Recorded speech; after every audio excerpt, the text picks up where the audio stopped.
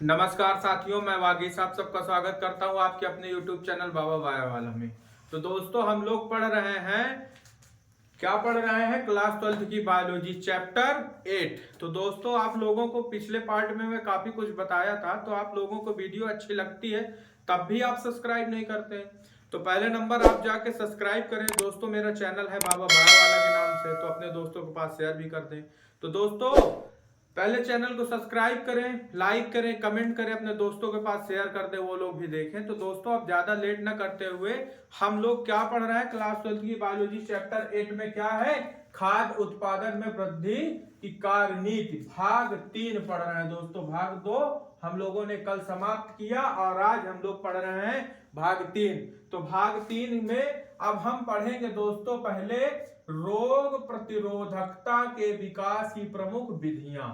क्या पढ़ेंगे? रोग प्रतिरोधकता के विकास की प्रमुख विधियां। तो इसको जान लेते हैं। संकरण एवं चयन, इसी के अंतर्गत यानी इसी के रूप में आ रहा है संकरण एवं चयन। तो संकरण एवं चयन रोग प्रतिरोधकता उत्पन्न करने की परंपरागत विधि में प्रमुख है। ठीक है दोस्तों, इसके अंतर्गत निम्न पदों को अपनाया जा सकता है, जैसे वांछित लक्षणों के स्रोत वाले पादपों को पहचानना व चयन करना, चयनित जनकों का संकरण व चयन करना, संकर पादपों का मूल्यांकन व चयन करना, नए किस्मों का परीक्षण करना, यानी नए बीज का जो है परीक्षण यानी उसका जो है उपयोग करना, उसके बारे में अध्ययन करना, उसके बारे में जानना परीक्षण करना कहलाता है।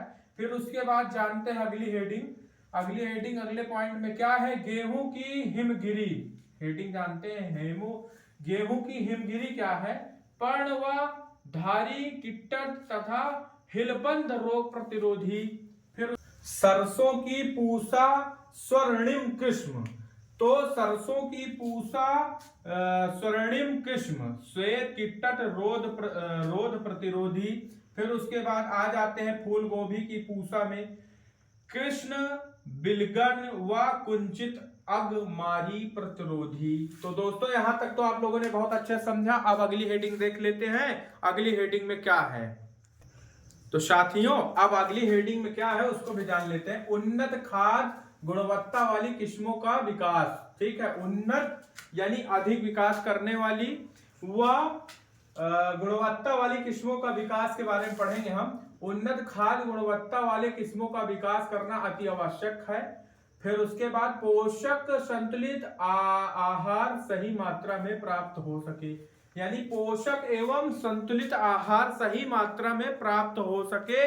इसका कहने का मतलब यह है उन्नत खाद्य व गुणवत्ता के किस्मों का विकास करना। फिर उसके बाद दोस्तों हम गेहूं एवं धान के बारे में थोड़ा सा पढ़ लेते हैं। गेहूं का अर्ध वामन किस्म वाले विकास मतलब गेहूं का अर्ध वामन किस्म विकास कौन किया था? नॉर्मन ई बोरलाग ने किया था। फिर उसके बाद गेहूं की सोनालिका व कल्पाण सोना किस्मों का उपयोग भारत में 1963 में हुआ।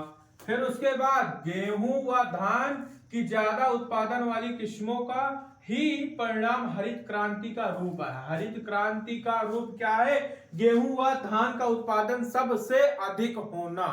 ठीक है दोस्तों। फिर उसके बाद गन्ना का पैदावार क्यों किया जाता है? अधिक शर्करा उत्पादन करने वाले गन्ने की संकर किस्म का निर्माण किया गया। मतलब संकर किस्म यानी अधिक पैदावार करने के लिए संकर किस्म का निर्माण किया गया गन्ने के लिए। तो दोस्तों 2 हेडिंग और बचती है, उसके बाद ये अभी चैप्टर क्लोज होगा, तो उसको भी जान लेते हैं। और आप लोगों को वीडियो अच्छी लगी हो तो चैनल को सब्सक्राइब करें, लाइक करें, अपने दोस्तों के पास शेयर करें, उसको जान लेते हैं दोनों हेडिंग।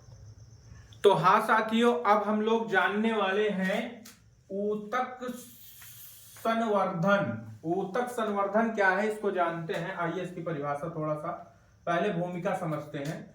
जब विश्व में खाद्य पदार्थ की समस्या का समाधान परंपरागत प्रजनन तकनीकों से नहीं हुआ तो ऊतक संवर्धन तकनीक विकसित की गई। यानी जब खाद्य पदार्थों की समस्या का समाधान परंपरागत तरीकों से नहीं हुई तो फिर प्रजनन तकनीकों से हुआ ऊतक संवर्धन विकसित किया गया। तो दोस्तों इसकी परिभाषा आप जान लेते हैं। पादप कोशिका ऊतक या अंग के माध्यम से परख नली में उचित पोषकों की उपस्थिति में पादप बनने की क्रिया को हम ऊतक संवर्धन कहते हैं। पादप बनने की प्रक्रिया को हम ऊतक संवर्धन कहते हैं। फिर इसका उद्देश्य क्या है यह भी जान लेते हैं। रोग रहित, यानी पहला पॉइंट क्या है, ए नंबर, और यह बी नंबर और यह सी नंबर। रोग रहित पौधों का उत्पादन करना, ठीक है दोस्तों। फिर उसके बाद पादपों की संख्या में वृद्धि यानी बढ़ोतरी आना, संख्या बढ़ जाना पादपों में। फिर दूरस्थ संकरण करना यानी दूर तक संकरण फैलाना। फिर लास्ट हेडिंग हम दोस्तों अब पढ़ेंगे आनुवांशिक अभियांत्रिकी। तो किसी भी वांछित जीन को आनुवांशिक अभियांत्रिकी द्वारा पौधे या जंतु की कोशिकाओं में भेजकर वांछित वाले लक्षण व उच्चतम गुणों पादप व जंतु प्राप्त किए जा सकते हैं। यानी वांछित वाले लक्षण व उच्चतम गुणों पादप व जंतु को प्राप्त किया जा सकता है, उसे हम आनुवांशिक अभियांत्रिकी कहते हैं। तो आनुवांशिक अभियांत्रिकी को प्रायः 3 भागों में रखा गया। जैसे पहला Flavr Savr, golden rice, transgenic जंतु। तो दोस्तों यहीं से यह चैप्टर क्लोज हो रहा है। तो अब हम दोस्तों यह चैप्टर भी पढ़ चुके हैं। कौन सा चैप्टर पढ़े हम लोग, खाद्य उत्पादन में वृद्धि की कार्य नीति। तो यहीं से यह चैप्टर को हम क्लोज करेंगे और फिर क्लास 12 के बायोलॉजी चैप्टर 9 में फिर कुछ नया पढ़ेंगे। कुछ चैप्टर का नाम तो अभी आप लोगों को नहीं बताऊंगा, अगले पार्ट में जब बताऊंगा तो आप लोग बताइएगा। तो दोस्तों मैं आप लोगों से पिछले वीडियो में पूछा था कि जैव विकास क्या होता है, इसके बारे में आप लोग कमेंट करके बताएं। तो दोस्तों इसी के साथ यह वीडियो खत्म होती है। आप लोग कृपया चैनल को सब्सक्राइब करें, अपने दोस्तों को से भी सब्सक्राइब करवाएं। तो दोस्तों इसी के साथ विदा लेते हैं, धन्यवाद।